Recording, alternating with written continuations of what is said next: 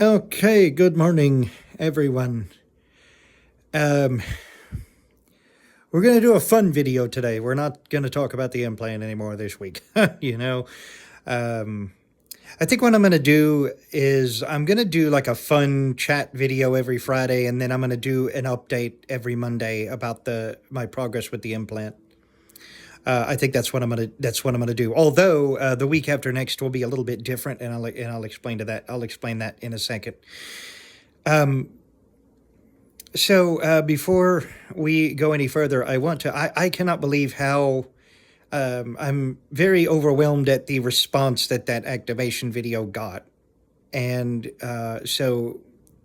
thank you so much to everyone that watched it and spread the word. It was overwhelming in a good way. I did not expect that video to get so many views. And I know it's still climbing probably. So thank you for watching and spreading that around. That's very nice. The main reason that I did that is because I wanted people to understand what an adult activation was really like. And I am really grateful to my audiologist for allowing me to make that video because I'm really glad that it helped many of you understand what getting one of these turned on is actually like. But anyway, enough about that. So I thought today I would just kind of do a fun video like I promised last week. The channel is called Blind Coaster Fanatic for a reason, and I want to talk about where my love of coasters and thrill rides came from, and kind of talk about excuse me, kind of talk about some of the things that I like to ride and other things like that. So I would say for me, when I was growing up, I wasn't really into a lot of fast rides. I didn't want to do a lot of them. The fastest you could get me on was the Tilt-A-Whirl. With the occasional high-speed ride, I rode an Alpine Bob's in 2000 that I remember very well. But I wasn't really paying that much attention to it. It was just something I was on. And I can remember going to fairs and stuff like that with the family. There would be the occasional ride that I would ride, but I was usually content to do slower rides. Although I loved the swing, I loved the swings, the wave swinger type rides, and things like that. But when it really was the turning point for me was when Titan opened up at Six Flags Over Texas in 2001. That was really the turning point. It was between my 7th and 8th grade years of middle school, and I had gotten dared by some people to ride it. And I had talked about, and I had hyped it up too, like, oh yeah, it's a neat idea, but I wasn't intending to ride it. And then I got talked into it by some people. And I remember because I was with my older sister that day, who you heard on the activation video. And so during that, and that ride was really what opened the doors wide for me to get into coasters and things like that. Now, I had ridden Batman the Ride at Six Flags Over Texas the year before, but I wasn't really paying that much attention to it. It wasn't, it was one of those things. I got coaxed into doing it, and I thought it was, I didn't really have an opinion on it. I wasn't really sure what to think and stuff like that. Well, like I said, fast forward to the following summer when Titan opened, and that was the one that really threw open the doors for me to get into rides. And even though I had been to Six Flags Fiesta Texas a few months before I rode Titan, and you know, all my friends were coaster people. They all, we were all kids. They wanted to do the roller coasters and whatever. I wanted to do the Joker's Revenge, but that was the only one I really wanted to do. But they talked me into doing two other coasters, Boomerang and Superman Krypton. And I remember making people mad because I thought that Superman Krypton was boring. Um, and whatever. Now, I didn't know any better back then, to be fair. I was the person kind of getting dragged around, by by the other people in the group and whatever. And, so it wasn't anything bad. It was just, and so, after writing Titan, I knew that I wanted to do more. And so I, started getting online, looking at various coaster sites. The very first one that I was ever involved in, that I became a part of, was themeparkinsider.com, which is still going today, as I understand it. I remember when that site was in its infancy, and I was only 13 when I got on to TPI. And, Robert Niles, the site admin, he was always kind to me. He was always, excited and all that. He knew I was excited and all that. I was very involved in that site, and I was always contributing and doing stuff. In fact, I remember he used to edit the posts that I made on the news and commentary board. And in hindsight, I understand why. Okay, I completely understand why. I didn't really have an idea of how to put things into words. And so I would ask questions in a way that came across as really, now that I think about it, really kind of childish in a way that people would probably have been like, why is he here? And so I can understand why now, when I look back on it, that he was helping me write, and so I have no problem with that at all. You know, I remember doing a post called "Why Do Parks Overlook the Lord of the Rings?" because I was looking at I wanted to see if LOTR attractions could be built, and I wrote it, went back the next day, and found that the whole thing had been edited.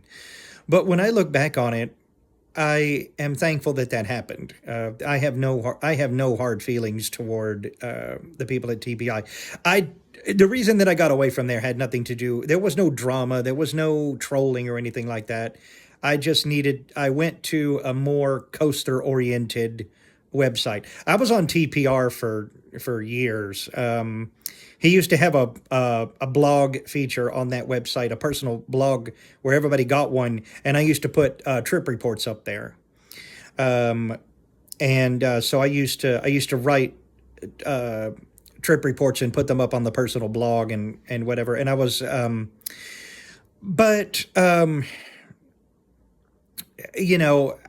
reason that I got away from it is because I discovered several other thrill sites. Thrill ride communities, Lone Star Thrills for Texas, which is now called Amusement Planet, and Coaster Buzz. Coaster Buzz was the big one for me. That was the one that I was very, very active on for years. I still have an account up there, but I'm going to be honest with you. As far as the online coaster community goes, I think a lot of it has gone to Facebook, Instagram, and YouTube. I mean, yeah, there are still dedicated sites out there. I mean, I know that, the Coaster Buzz Club is still around. The site's still around, but it's not, it doesn't feel like it used to. And that's not a bad thing. That's not necessarily a bad thing. It's just the way that the community has changed over the years. Excuse me. So when I got into those sites, particularly Coaster Buzz, and I learned how to do written trip reports. There was a time when you used to write down, you used to chronicle your park trips in writing. There was a time when that was the case. There are still some people that do that. There are still some people that do that. I have sometimes on Facebook groups, but what really got, and then the floodgates really opened when it came to rides. I know I talked about Titan, but it was in 2004 when I decided to deviate from coasters and try some some spinning rides, and that was what really started things going. Once I started doing flat rides, there was no going back. I was full on head over heels a fan, and I knew that this was going to be something that I was going to do as a hobby, and I was going to find some way to do it, um, whatever it took. And I used to go to carnivals every year with my grandfather. He would take me to at least two fairs a year. Um, the Fort Worth Stock Show and Rodeo in January, and the State Fair of Texas in October. And so we would go, and I, I mean, the state fair, I think we'd probably spend about 6 or 7 hours there just riding rides. That's all I did, just riding stuff, because the State Fair of Texas has some of the best thrill rides in the country. And so it's an awesome place. It's a fun place to be. But anyway, so I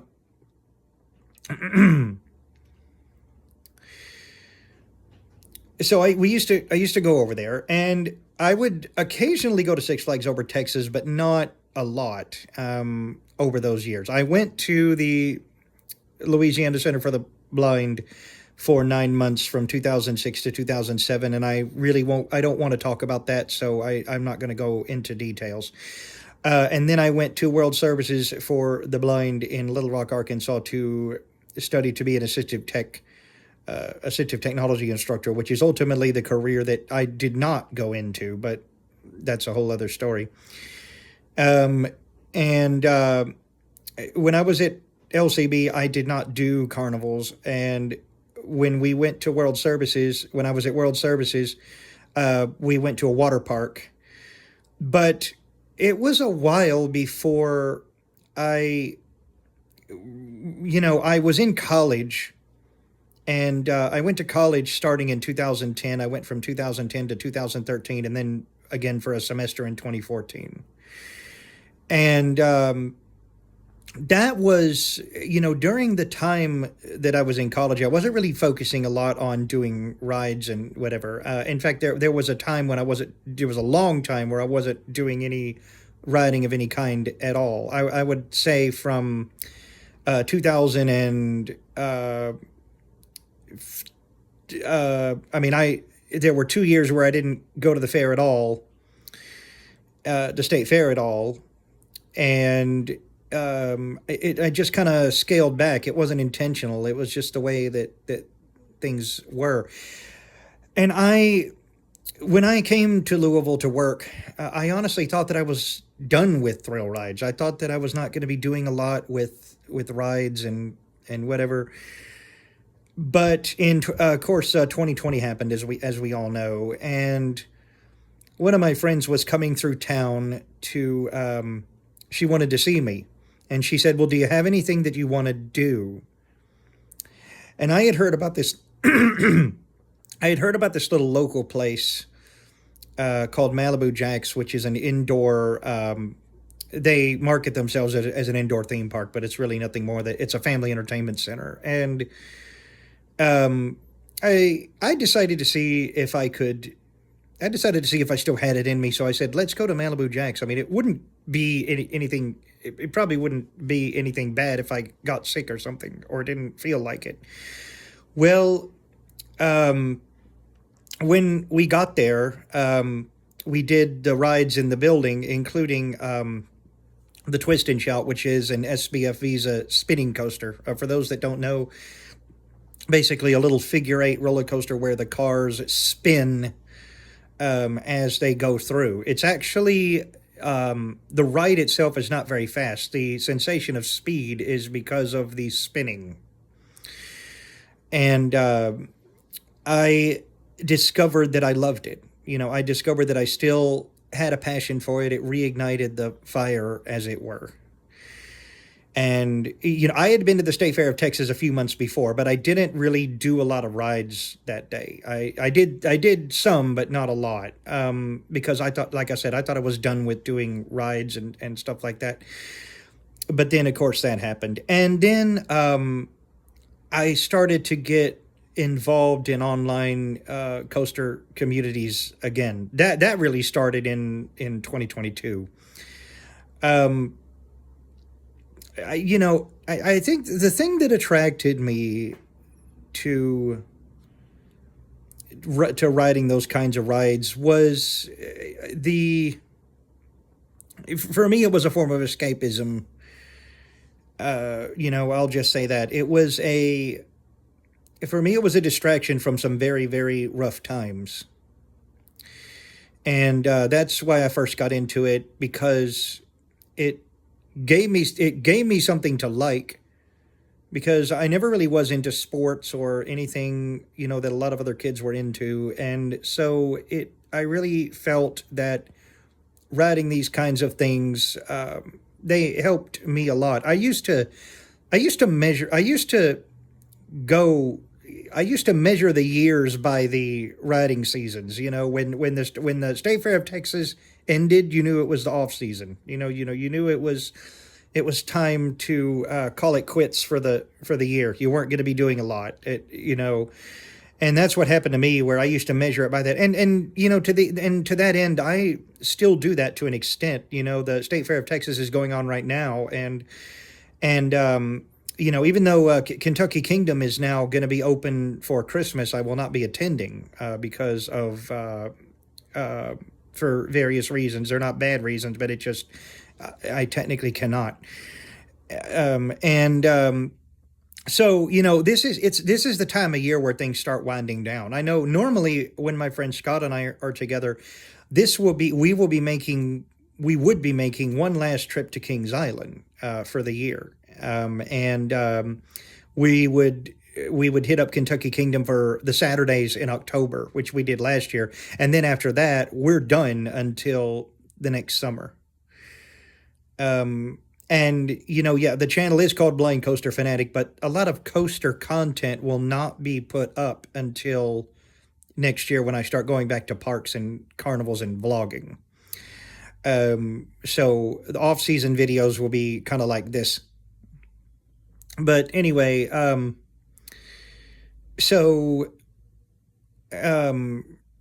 that's really what it was for me. And especially when I was at the State School for the Blind and was having a really hard time, the School for the Blind in Texas, they really became, I used to look forward to those fair trips and whatever. Like I would, you always look forward to going to the State Fair in October.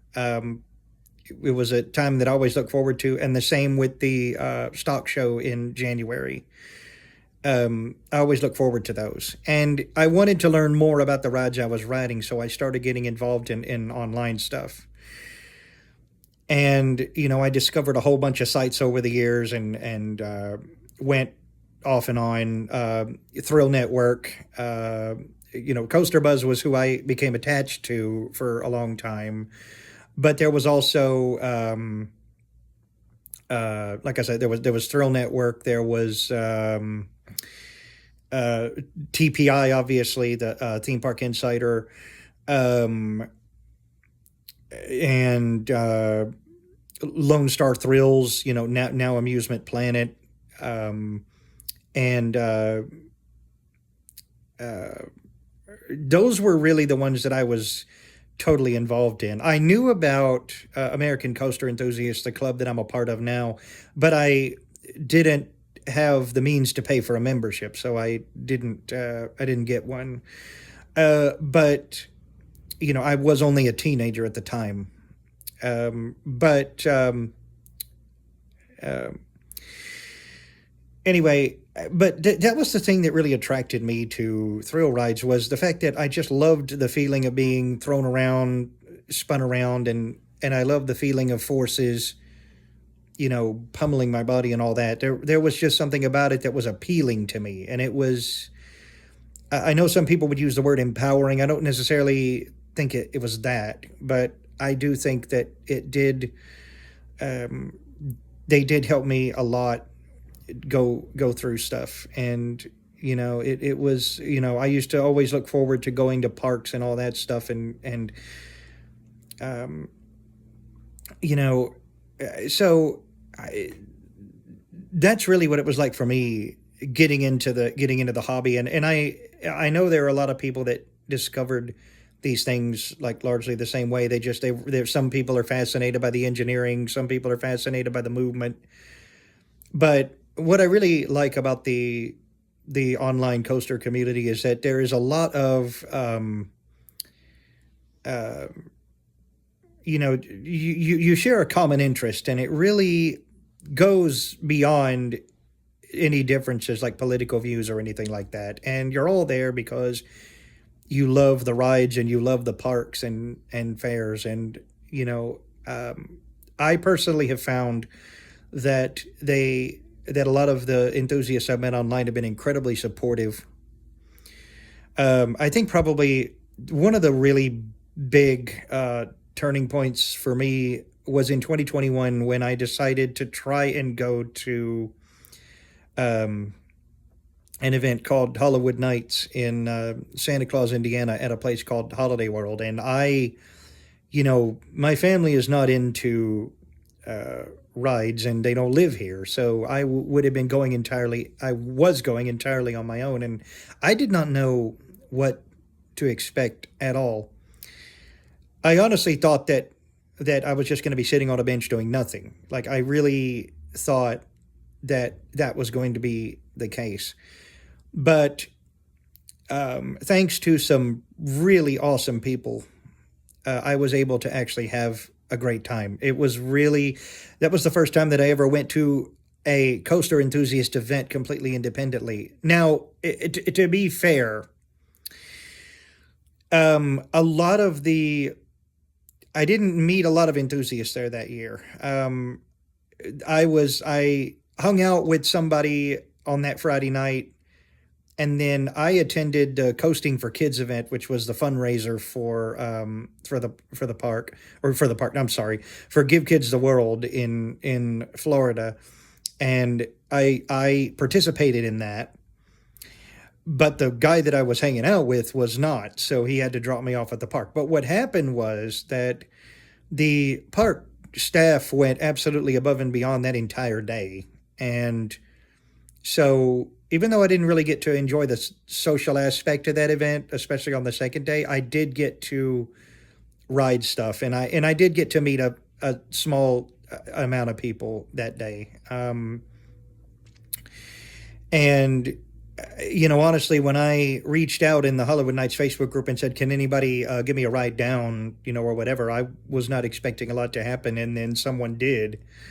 And then a girl did, and it was really. I went back to Hollywood Nights in 2023, and while I didn't really hang out with a lot of the staff that day, or those 2 days, because I was with someone the whole time. It was still one of the most amazing event experiences ever, and but the turning point for me was 2021. That was when I knew that I could go to parks on my own if I could get help, and it was a very nice experience. I still I cannot forget anytime soon the hospitality of Holiday World and everything they did for me. I cannot soon forget that. It's very hard to.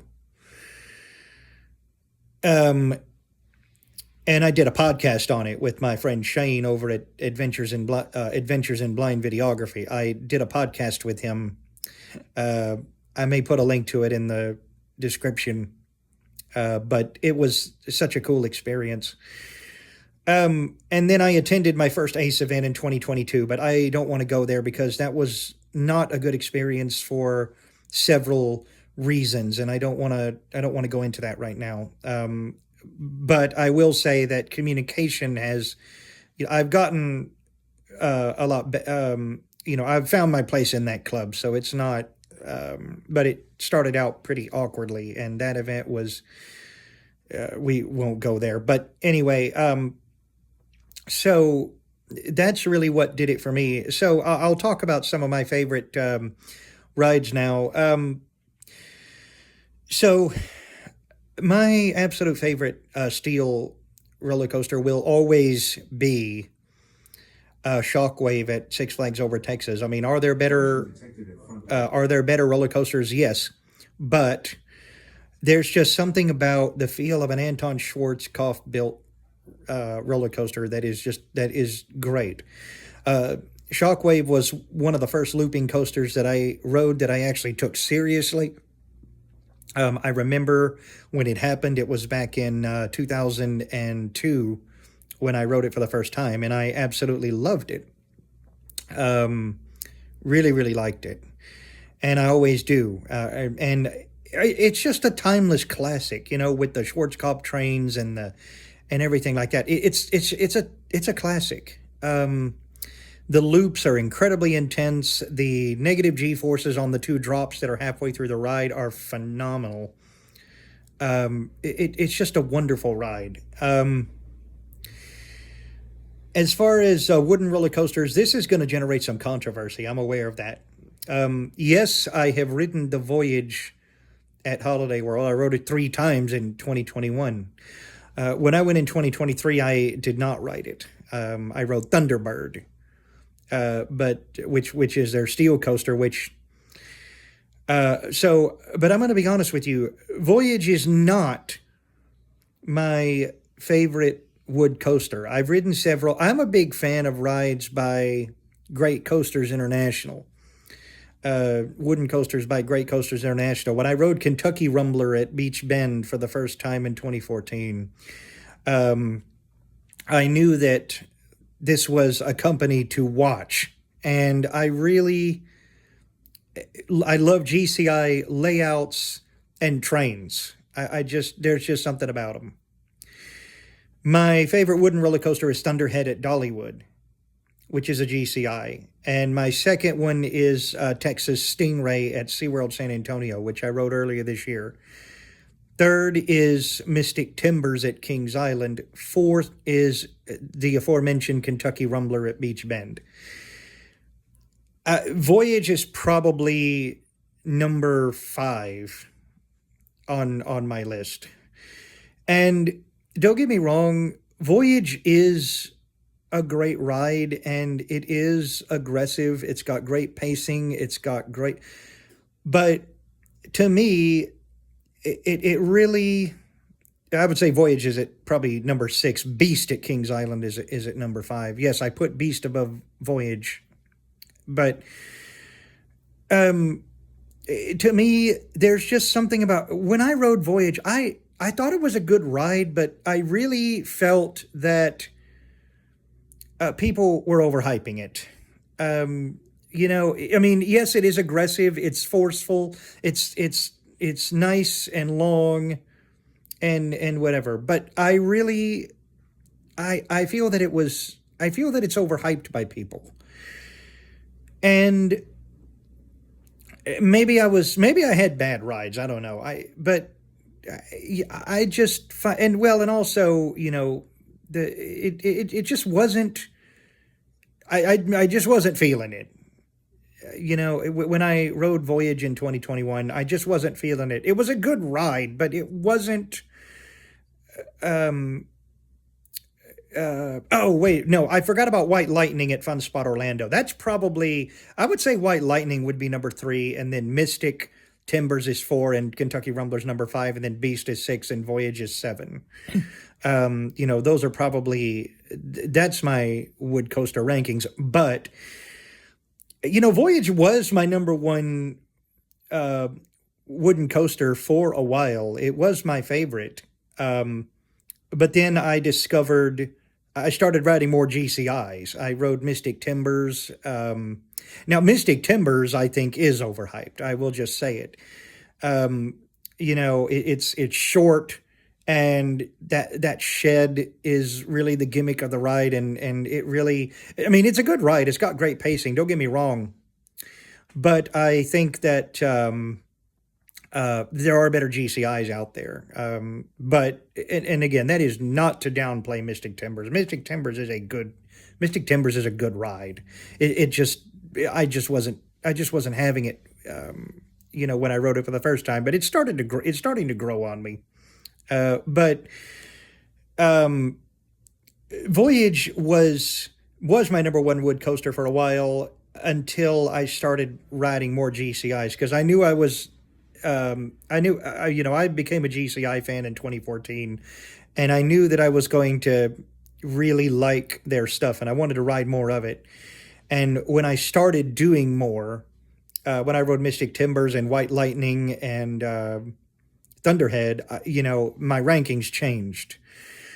But Voyage, I really feel, and I also, I never have been a fan of what people call marathoning roller coasters. Just riding them over and over again. I'm okay with that to an extent, but after about 3 or 4 times, I'm usually done because I believe that there's more to a park than its roller coasters. And as a fan of spin rides, I will take breaks from coasters to do the flat rides, spin rides, drop towers, stuff like that. I will deviate from coasters. I know plenty of people that do not, and I have no less respect for them because there are people that go just for the coasters. I know people that don't like spinning rides; they go for the coasters, and I get that.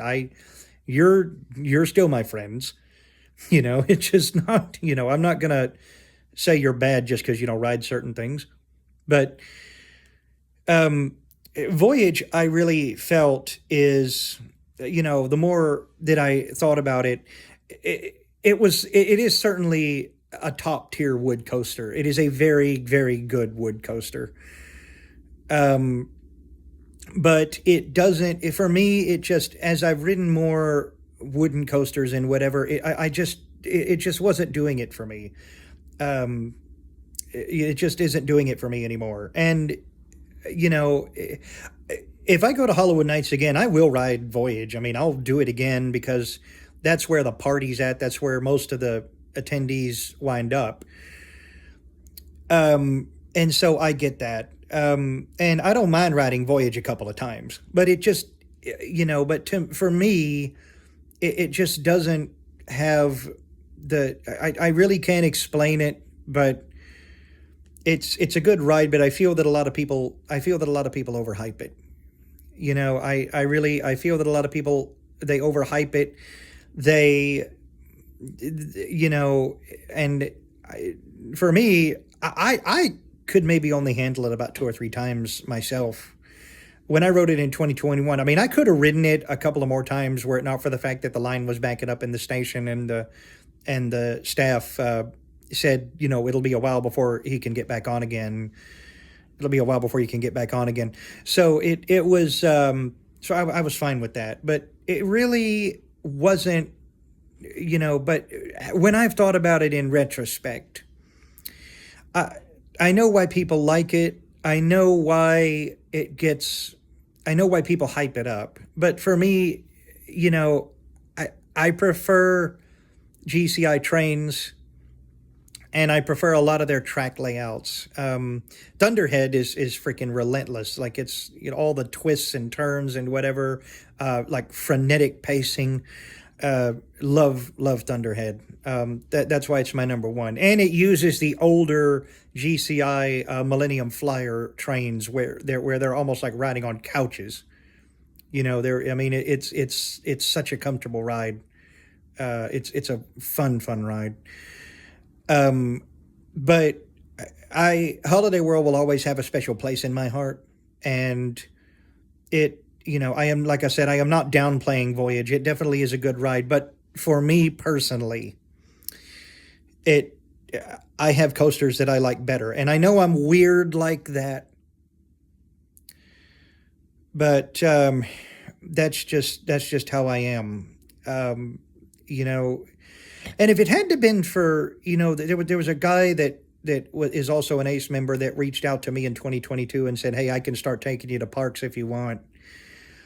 If it had to been for him, I think that things might have been very different because Scott helped me get back into the hobby, and he started taking me places. He took me to Kings Island for the first time, where I rode the Beast, and he also got me to ride launch coasters, which I had always been scared of launch coasters, but he finally convinced me to get on launch coasters, and I'm really glad he did. And also, I got to ride the Beast.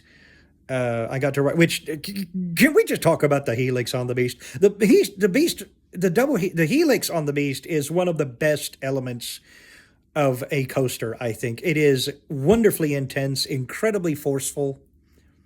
I love that Helix, and that's why I put Beast above Voyage, because of the Helix alone. That's I freaking love that Helix.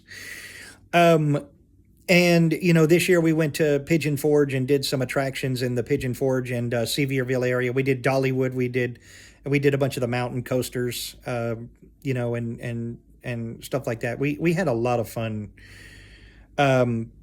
We were going to do Indiana Beach, but that fell through because of weather, and so we wound up not doing Indiana Beach. But I hoped, and as far as spinning rides and other rides, it's hard to tell. I mean, it's hard for me, I'm sorry, to determine what my favorite spin ride is. In my opinion, the absolute favorite, the king of the Midway, is a ride called the Top Scan, made by a Dutch ride manufacturer called Mondial. Maybe it's Mondial, I don't know. But that is my absolute favorite spin ride of all time. It's very hard to explain. Basically,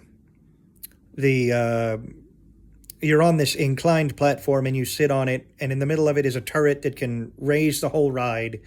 And on top of that turret is the main arm that rotates, and then there's a little windmill that's at the end that's at one end of the main arm, with the chairs hanging from the blades, if you could call it that. And basically the turret can spin, the main arm can spin, and the seats can flip freely. The blades will when the blades rotate, it causes the seats to flip freely. Unfortunately, there is not a Top Scan touring the U.S. Fair circuit anymore. I used to get my fix on it at the State Fair of Texas every year. I know that Carowinds, Lagoon, and Canada's Wonderland all have Top Scans. And I hope to get out to one of those parks at some point to ride a Top Scan again. But I'm not picky when it comes to spin rides. I'm not picky when it comes to flat rides. I finally rode rides that I was afraid of. I have done them over the past couple of years, and it really has, the pendulum rides, the Himalaya type rides, the Music Express and rides like that. I've really gotten into them as well. So I'm not picky when it comes to spin rides. I also have a love of vintage spinning rides. I love historic carousels, especially if they have their band organs working, their fairground organs working. Like, I love the one at Kings Island. And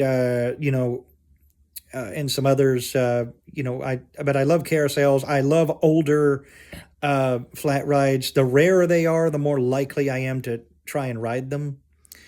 I got to do a Watkins Tempest at the Bullitt County Fair last year, and I never thought I would get to ride a Tempest. I had heard about the Tempest from Coasterville Dave Bowers. I had heard about the Tempest from him, reading his blog posts and stuff like that, his trip reports. And, you know, I finally got to do one, and I can see why he loved it. I really can. And I got to do a Watkins Swinger at that same fair.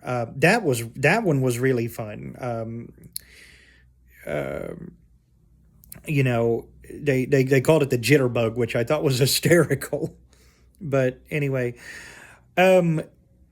so, you know, that's how that is. You know, I'm really not picky when it comes to spinning rides. I mean, I remember when I first got into this community, I had a fascination with parks in the UK, and I still want to go to parks in the UK. But there was just something about parks in the UK in the early 2000s that just did stuff to me, like Blackpool Pleasure Beach, Chessington World of Adventures, you know, Thorpe Park, you know, places like that I just wanted to get to. And unfortunately, I couldn't get to them. I still would like to get out to the UK in the next few years and take a week and visit a bunch of parks out there. And to go to German fairs. I mean, heck, I really want to go to Munich Oktoberfest. And because I hear that is the place to be if you want good spin rides. I hear it's really, and of course, Olympia Looping, the world's largest portable roller coaster, and other rides like it. Because the European flat rides are just awesome. You know, they get phenomenal flat rides. they really get good rides, and the European fairs are very impressive. And I used to read a site called Coaster Kingdom regularly. They reviewed rides at parks, mainly in the UK, but also in Europe and some of them on the European fair circuit. That were really cool to see and read, and I appreciated how descriptive they were. And you know, some of my favorite coaster channels on YouTube, I will say, first and foremost, Canobie Coaster. I believe it's Canobie Coaster. What I really appreciate about him are his analyses of rides and how detailed he is when he talks about the element by element breakdown and pacing and things like that. I really like that about him.